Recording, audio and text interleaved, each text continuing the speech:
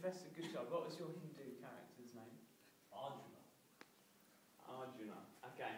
Well, if I'm to be Arjuna right now, and I'm hearing these chaps' arguments about something that they believe is essential to believe in order for salvation, so that everyone is a sinner, and that only through believing in Christ are you saved.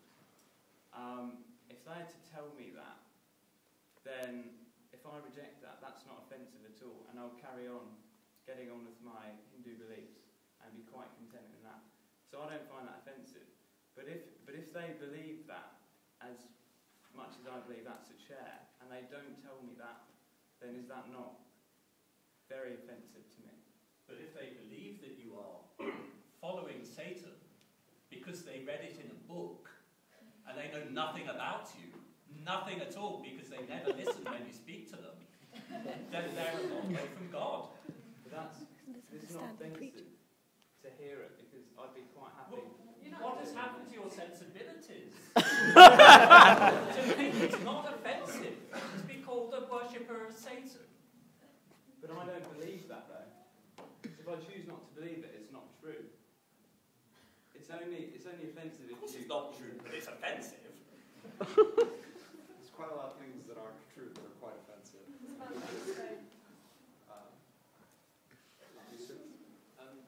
This is for the motion for table. How do you marry the idea that the second and greatest commandment given to us by Jesus was to love your neighbour as yourself, with the possibility of ramming the gospel down people's throats at every possible opportunity?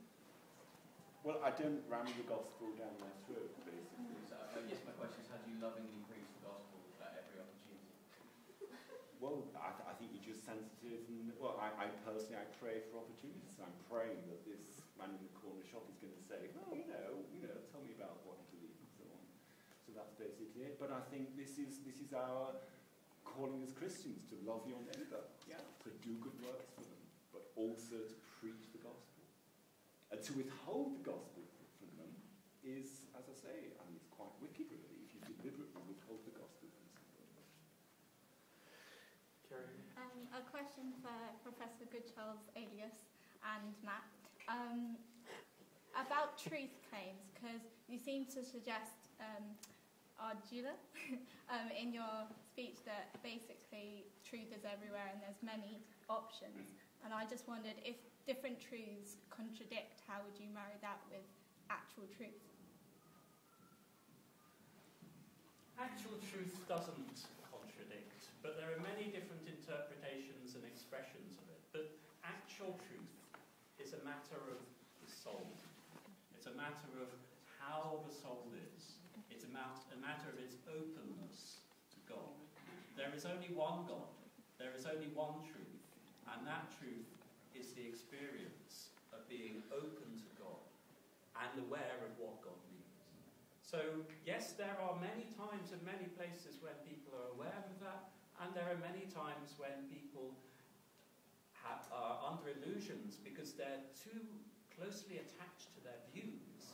They don't learn detachment, they're just attached to their views.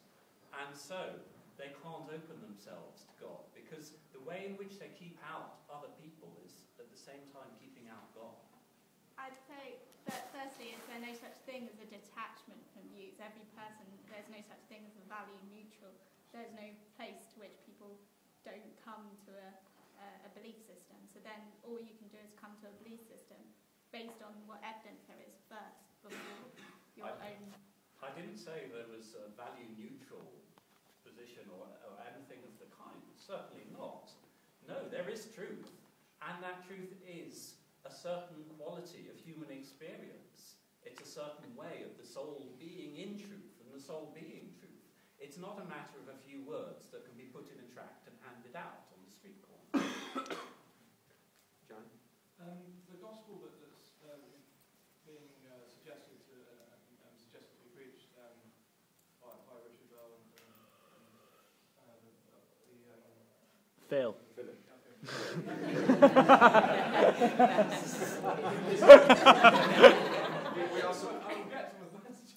We would have also accepted his dashing young assistant.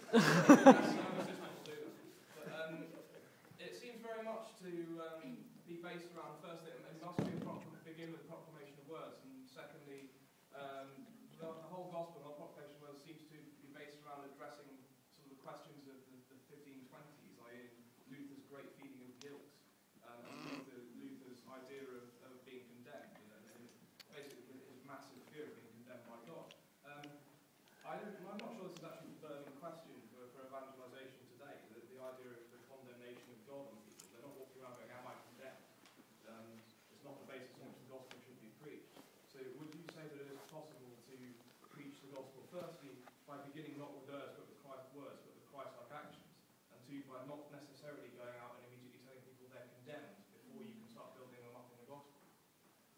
I mean, okay, do the actions, but what I want to get away from is this idea like that you do the good actions, and secretly you want to convert them. So I really want to separate those two things. And now about the 1520s, it's interesting that Roman Catholic scholars are coming to see that Luther was absolutely right about issues. Schlier's commentary, Otto Kuss's commentary on Romans.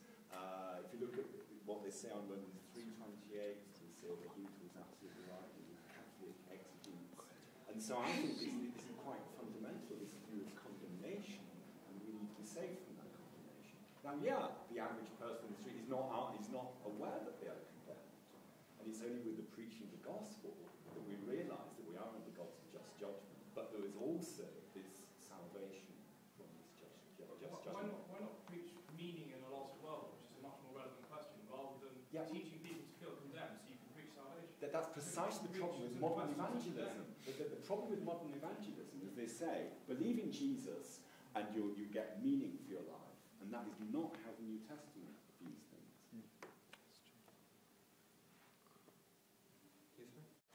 You would therefore be believing anyway that you were sort of saved through Christ, just in a very roundabout route. So would it not be that evangelism to you would actually be almost a shortcut and a nicety for you, rather than an offence to be told that you are condemned?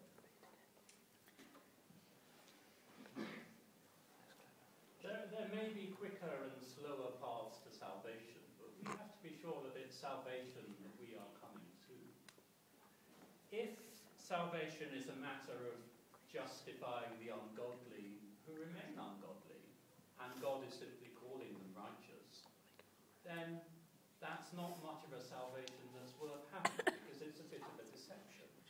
If salvation is something that has to be earned through some kind of magical process that hardly anyone can ever explain properly about how Christ's death dealt with human sin, then this elevates above God some kind of strange process of justice and blaming and punishing an innocent victim so that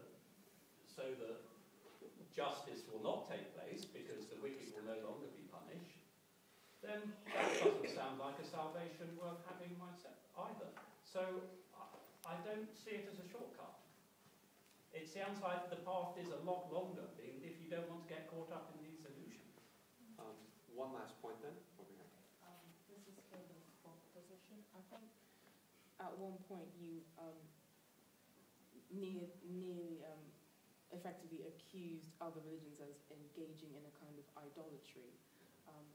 How then would you then defend a sort of excess of iconography and statues and things in the Roman Catholic tradition? I mean, I'm a Protestant, so I'm not really into using icons.